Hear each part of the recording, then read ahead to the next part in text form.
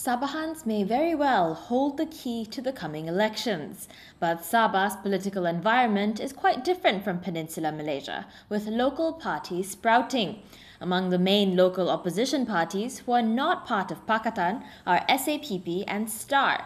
As part of our Sabah special, KiniTV talks to Sabah STAR chairman, controversial politician Jeffrey Kittingan. Kittingan was detained under the ISA on suspicion of plotting to secede Sabah from Malaysia.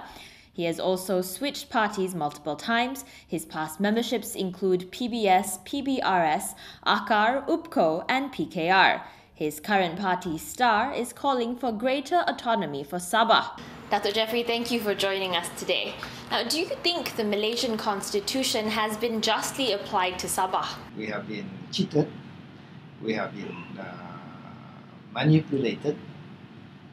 We have been taken advantage of, to the point that actually the Malaysia agreement has not been implemented. Never been implemented, and that's why we feel that the federal government have diverted from the original intention of Malaysia. There is no Malaysian constitution. It's a Malayan constitution amended here and there. And if you look at Article 160, the Federation of Malaysia is still based on 1957, not on 1963. We have been sidelined because economic development is focused in the peninsula and not us when we need the development, and we contribute a lot. And how we have lost our political autonomy. Now, speaking of autonomy, some say you're calling for Sabah's secession from Malaysia. Is this true? Well, we are demanding that this issue of the Malaysia agreement and our rights be addressed. If these are not addressed, if we continue to lose, what is the point of sticking, to stay together? There's no point, isn't it? Even a marriage can break up because it doesn't work, and it can happen for countries. And it is better for us to address this, admit it, and not be afraid to say that if these are not addressed, then what is the point? We have to address it. And we may have to consider separate. There is no question of secession, but what we call separation, because we are not a country that belongs to Malaya. We are a federation. We merge together. We came together to form the federation. Each of us have already gained independence. Therefore, there is no question of seeking independence or secession. It's a question of separation. But looking at the case of Lahad Datu, can Sabah defend itself if it really were to separate? If right now under the current administration, even under the federal, we are not secure anyway. Look at these people; they are not focusing on our security. Even though security was the prime reason why we formed Malaysia, as far as Sabah is concerned. Now. They have allowed these people to come in, allowed them to vote.